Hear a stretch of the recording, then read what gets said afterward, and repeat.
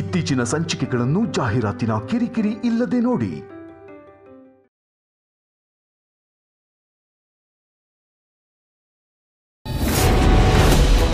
ಸಾವು ಬದುಕು ಏನಿದ್ರು ಜೊತೆಗೆ ಇರಬೇಕು.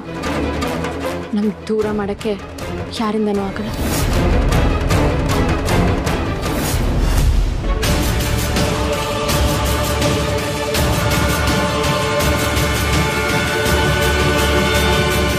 ಏನಾಗ್ತದೆ ಮಾತಾಡು. ನಾಗಲೋಕದ ಅಧಿಪತಿ ಆದಿಶೇಷ ಮಹಾಬಲ ಅಂದ ನೋಡು.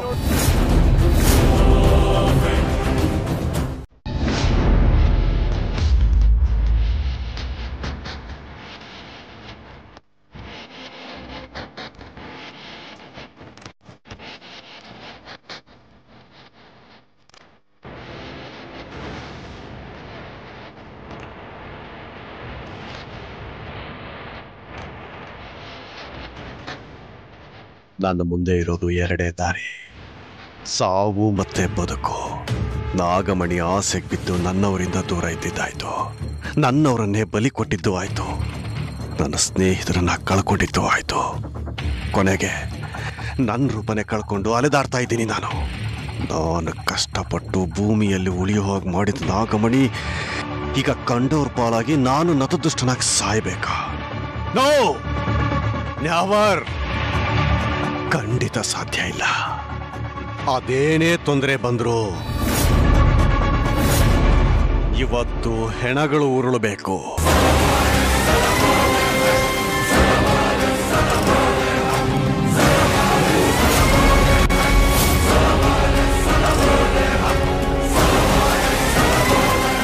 ಆ ಹೆಣಗಳನ್ನ ತುಳುಕೊಂಡು ನಾನು ಮುಂದೆ ಸಾಗಿ ನಾಗಮಣಿಯನ್ನ ನನ್ನದಾಗಿಸ್ಕೋಬೇಕು. ಅಟ್ ಎನಿ ಕಾಸ್ಟ್ ನಾಗಮಣಿಯನ್ನ ನಾನು ಪಡ್ಕೋಬೇಕು, ನನ್ನದಾಗಬೇಕು ಅಷ್ಟೇ.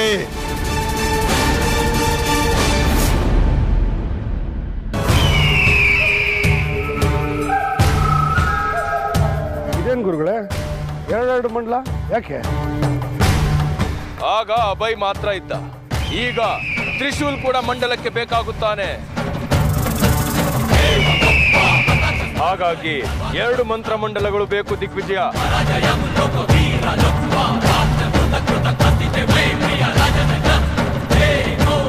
ಇವರ ಮಾತುಕತೆ ವರ್ತನೆ ಎಲ್ಲ ನೋಡ್ತಾ ಇದ್ರೆ ಇವ್ರದ್ದು ಬೇರೆ ಏನೋ ಉದ್ದೇಶ ಇದೆ ಅನ್ನಿಸ್ತಾ ಇದೆ. ನಾನು ಅದೇನು ಅಂತ ತಿಳ್ಕೊಬೇಕು, ತಿಳ್ಕೊಂಡು ಅದ್ರ ತಕ್ಕ ಹಾಗೆ ಉಪಾಯಗಳನ್ನ ಮಾಡಬೇಕು. ಯಾವುದೇ ಕಾರಣಕ್ಕೂ ನಾಗಮಣಿ ಇವ್ರ ಕೈ ಸೇರಬಾರ್ದು, ಆದಿಶೇಷನ್ಗೆ ಯಾವುದೇ ಥರ ತೊಂದರೆ ಆಗಬಾರ್ದು.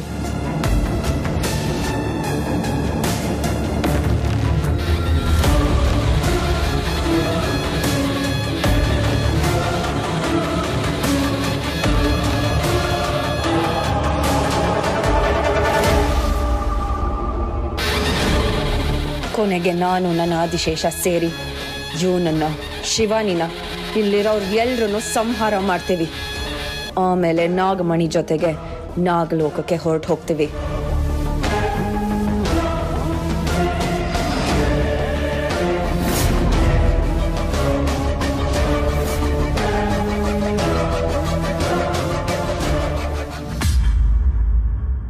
ತ್ರಿಶೂಲ್, ಇವತ್ತು ನಾಗಪೌರ್ಣಮಿ.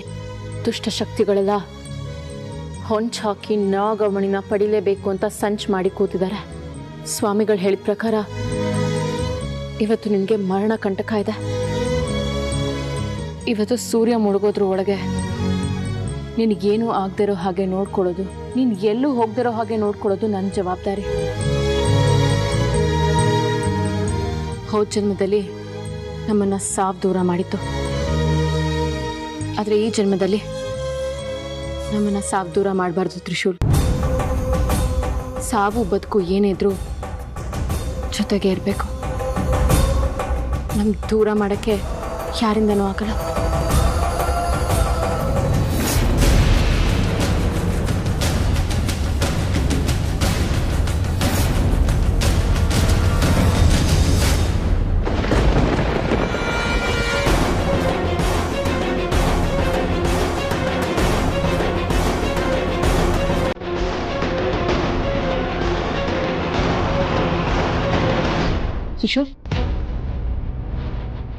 ತ್ರಿಶೂಲ್ ಏನಾಗ್ತಿದೆ?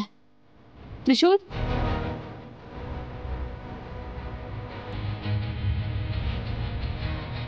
ತ್ರಿಶೂಲ್ ಏನಾಯ್ತು?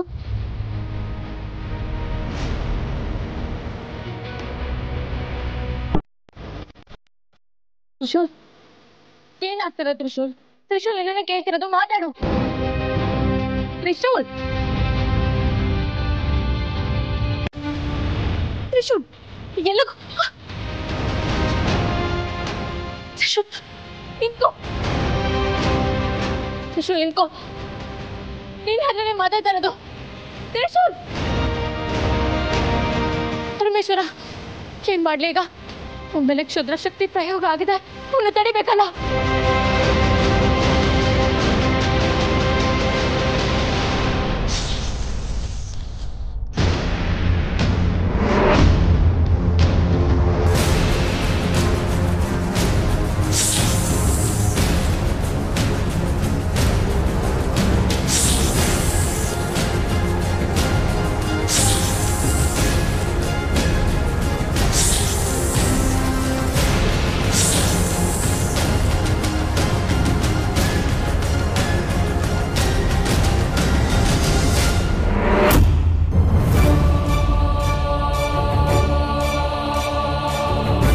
ತ್ರಿಶೂಲ್ ತ್ರಿಶೂಲ್ ನಿಂತ್ಕೋ.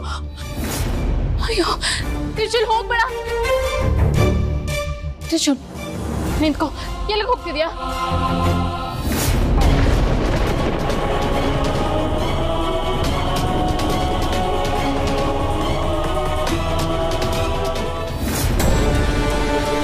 ಓಂ ಮಹಾಕಾಳಿಯೇ ನಮಃ.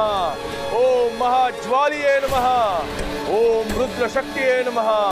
ಓಂ ರಕ್ತ ನೇತ್ರಿಯೇ ನಮಃ. ಕರೆದುಕೊಂಡು ಬಾ ತಾಯಿ, ಕರೆದುಕೊಂಡು ಬಾ. ಆದಿಶೇಷನನ್ನು ಹೊತ್ತುಕೊಂಡಿರುವ ದೇಹವನ್ನು ಕರೆದುಕೊಂಡು ಬಾ. ಅವನನ್ನು ಮಂತ್ರ ಮಂಡಲದ ಮಧ್ಯದಲ್ಲಿ ಕೂರುವ ಹಾಗೆ ಮಾಡು. ಓಂ ಕಾಳಿಯೇ ನಮಃ.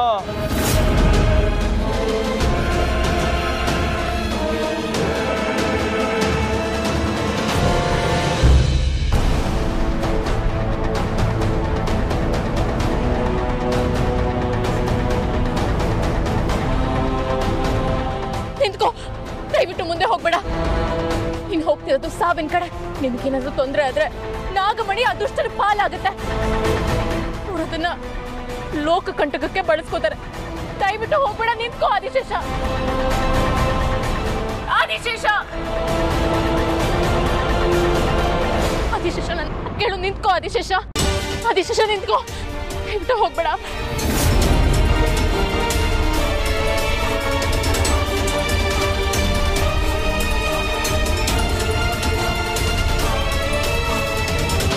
ದೇವಿ ಮಹಾಕಾಳಿ, ಸಕಲ ಶತ್ರುಗಳಿಂದ ನನಗೆ ರಕ್ಷಣೆ ನೀಡು.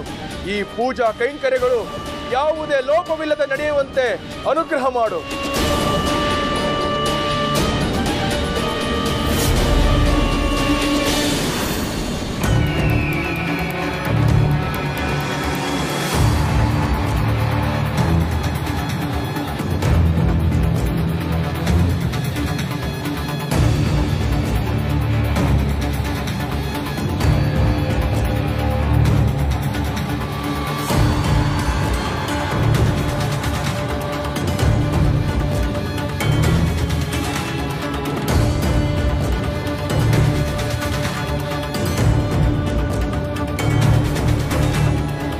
ಗರುಡ ಬಂಧನ ರೇಖೆ. ಈ ಗರುಡ ಬಂಧನ ರೇಖೆಯನ್ನು ದಾಟಿ ಈ ಪೂಜಾ ಸ್ಥಳಕ್ಕೆ ಯಾವ ನಾಗಶಕ್ತಿಯೂ ಒಳಗೆ ಬರಲು ಸಾಧ್ಯವಿಲ್ಲ. ಈ ರೇಖೆನ ಸಹಸ್ರಾರು ನಾಗಗಳನ್ನು ಹತ್ಯೆ ಮಾಡಿದ ಮಹಾ ಗರುಡನ ಉಗುರುಗಳಿಂದ ತಯಾರು ಮಾಡಿದೆ.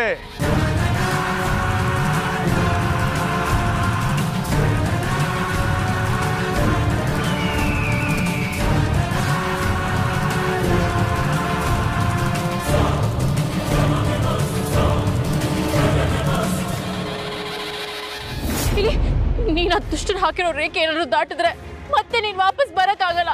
ನನ್ ಮಾತು ಕೇಳು. ದಯವಿಟ್ಟು ಹೋಗ್ಬೇಡ. ಆದಿಶೇಷ ಆದಿಶೇಷ ನಿಂತ್ಕೋ. ಆದಿಶೇಷ ಆದಿಶೇಷ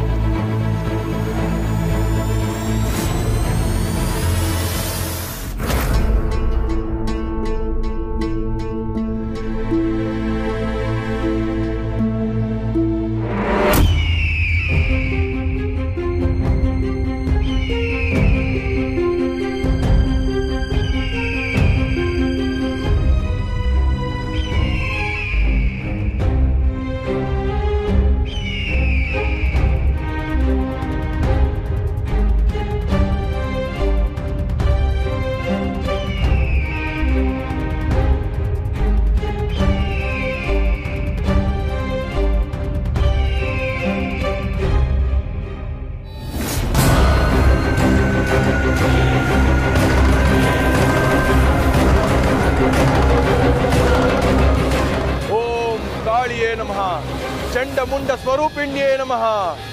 ಓಂ ಕಪಾಲಿನೇ ನಮಃ. ಓಂ ರುಂಡಮಾಲಿನ್ಯೇ ನಮಃ.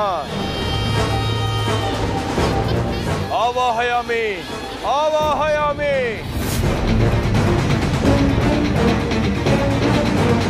ನಾನೀಗ ನೇರವಾಗಿ ಹೋದರೆ ಅವರ ಮಂತ್ರಶಕ್ತಿಯಿಂದ ನನ್ನನ್ನೇ ಬಂಧಿಸಿಬಿಡಬಹುದು, ಅಥವಾ ನನಗೆ ಯಾವುದೇ ರೀತಿ ತೊಂದರೆ ಕೂಡ ಆಗಬಹುದು. ನೋ, ಹಾಗಾಗಬಾರ್ದು. ಏನು ಮಾಡಲಿ ಈಗ? ಎಸ್, ಒಂದಷ್ಟು ದೂರದಲ್ಲೇ ಇದ್ಕೊಂಡು ಅಲ್ಲಿ ಆಗ್ತಾ ಇರೋ ಆಗು ಹೋಗುಗಳನ್ನ ಗಮನಿಸಿ ಮುಂದೆ ಏನು ಮಾಡಬೇಕು ಅಂತ ನಿರ್ಧಾರ ಮಾಡ್ತೀನಿ. ಪೂಜಾ ಕೈಂಕರ್ಯಗಳೆಲ್ಲ ಮುಗಿದು ನಾಗಮಣಿಗೆ ಶಕ್ತಿ ಸೇರಿದ ತಕ್ಷಣ ಅಲ್ಲಿರೋರ್ನೆಲ್ಲ ಮುಗಿಸಿ ನಾಗಮಣಿಯನ್ನು ಪಡ್ಕೊಂಡು ನನ್ನ ಪಾಡಿಗೆ ನಾನು ಹೊರಟೋಗ್ತಾ ಇರ್ತೀನಿ. ಅದಕ್ಕೊಂದು ಕ್ಷೇಮವಾದ ಜಾಗ ಬೇಕು.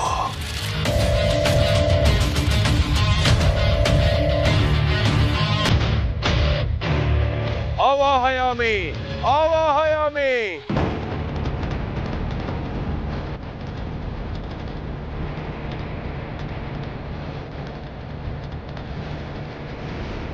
ನೋಡು,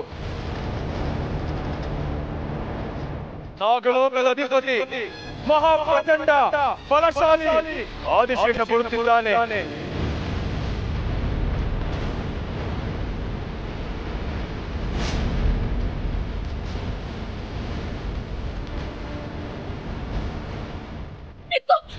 ಆದಿಶೇಷ, ಹೋಗ್ಬೇಡ ಹೋಗ್ಬೇಡ, ಈ ಕೆರೆ ದಾಟ್ಬೇಡ.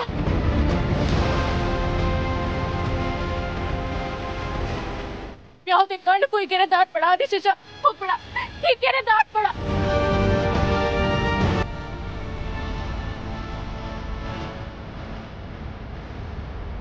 ದಯವಿಟ್ಟು ಹೋಗ್ಬೇಡ ಆದಿಶೇಷ.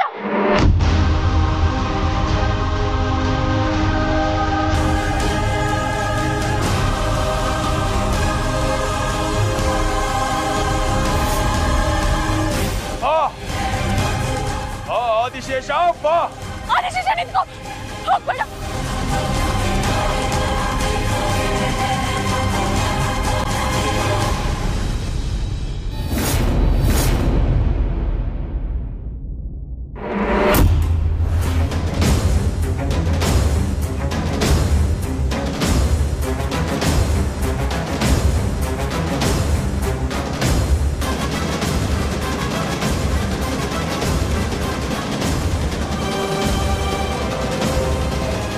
ಮಹಾದೇವ, ನಾಗ ಪೌರ್ಣಿಮೆ ದಿನ ನಾಗಚಂದ್ರನ ಹೊಂಬೆಳಕಿಂದ ಆಗಸವೆಲ್ಲ ವರ್ಣರಂಜಿತವಾಗಬೇಕು. ಆದರೆ ಯಾಕಿ ಕಾರ್ಮೋಡ? ದೇವ, ಅಂತಿಮ ಹಣಾಹಣಿಗೆ ಕ್ಷುದ್ರ ಶಕ್ತಿಗಳು ಎದ್ದು ನಿಂತು ಬಿಟ್ಟಿವೆಯಾ?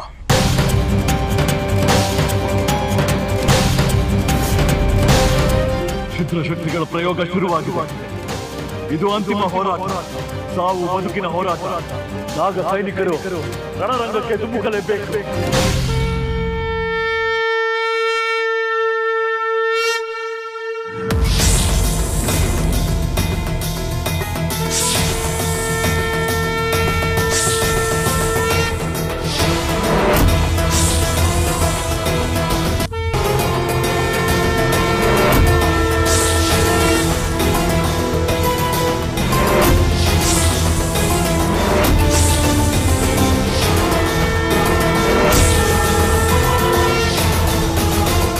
ನಾಗ ಸೈನಿಕರೇ, ಅಂತಿಮ ಹೋರಾಟಕ್ಕೆ ಅಣಿಯಾಗಿ ನಾಗಲೋಕಕ್ಕೆ ಕುತ್ತು ತರೋ ಕ್ಷುದ್ರ ಶಕ್ತಿಗಳ ಪೂಜೆ ನಡೆದಿದೆ. ಆ ಪೂಜೆಯನ್ನು ಧ್ವಂಸಗೊಳಿಸಿ.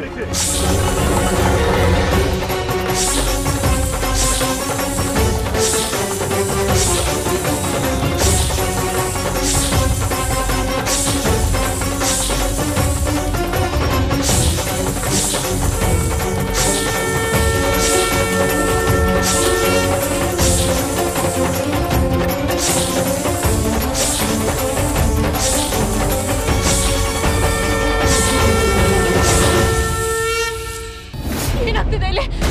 ಆದಿಶೇಷ, ಹೋಗ್ಬೇಡ, ನನ್ನ ಮಾತು ಕೇಳು. ಆದಿಶೇಷ, ಕೇಳಿಸ್ಕೋ. ಅವನಿಗೊಂದು ಪೀಠವನ್ನು ಹಾಕಿ. ಅಯ್ಯೋ ಆದಿಶೇಷ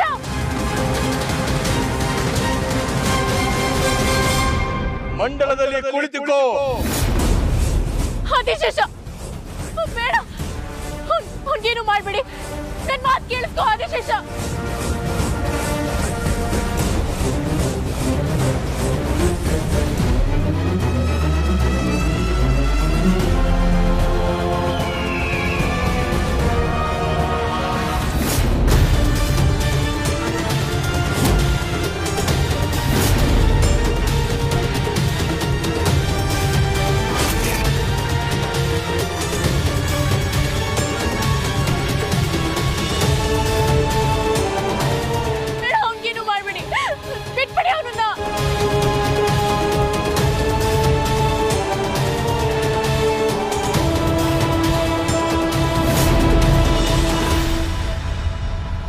ಆದಿಶೇಷ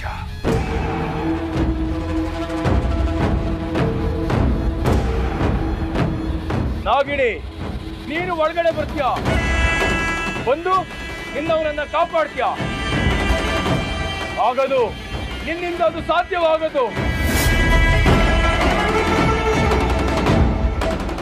ಹಾಕಿರುವುದು ಗರುಡ ರೇಖೆ, ಮಹಾಶಕ್ತಿವಂತ ಗರುಡ ರೇಖೆ.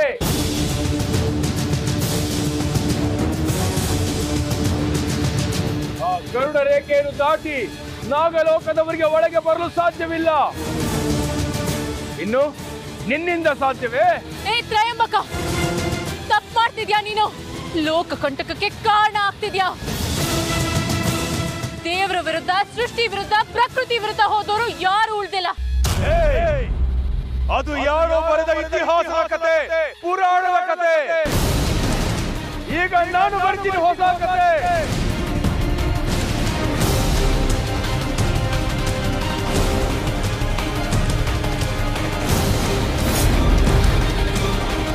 ಇದುವರೆಗೆ ದೈವ ಅಸ್ತಿತ್ವದ ಎದುರು ನಿಂತವರು ಯಾರೂ ಉಳಿದಿಲ್ಲ. ಯಾವ ದೇವತೆಗಳು ಅವನನ್ನು ಉಳಿಸಿಲ್ಲ. ಆದರೆ ಹಳೆ ಇತಿಹಾಸವನ್ನು ಬದಲಾಯಿಸುವ ತ್ರಯಂಬಕ ನಿಂತಿದ್ದಾನೆ.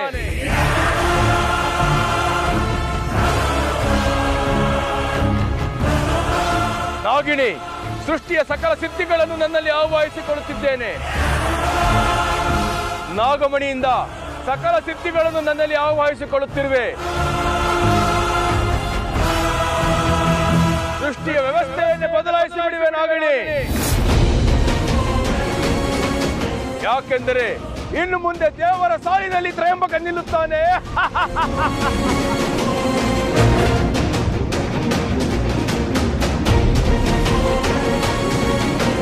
ಬೇಡ ತ್ರಯಂಬಕ, ಇಂಥ ಹುಚ್ಚು ಸಾಹಸಕ್ಕೆ ಬಿದ್ದು ಎಷ್ಟು ಜನ ಪ್ರಾಣ ಕಳ್ಕೊಂಡಿದ್ದಾರೆ ಅಂತ ನಿನಗೆ ಗೊತ್ತು ತಾನೆ. ನಿನ್ನ ಮಾತಿಗೆ ಅವಕಾಶವಿಲ್ಲ ನಾಗಿಣಿ. ಸೂರ್ಯ ಪದ ಬದಲಿಸಿ ಆಯಿತು, ಆದಿಶೇಷ ಇಲ್ಲಿ ಬಂದು ಕುಳಿತಿದ್ದಾಯಿತು. ಇನ್ನು ಆದಿಶೇಷರ ಮಾನವ ರೂಪ ತ್ರಿಶೂಲ್ ಬರಬೇಕಷ್ಟೇ.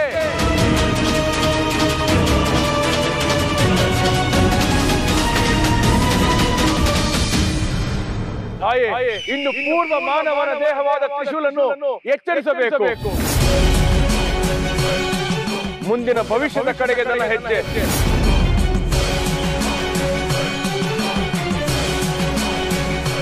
ಓಂ ಕಾಳಿಯೇ ನಮಃ, ಓಂ ರುಂಡಮಾಲಿನ್ಯೇ ನಮಃ.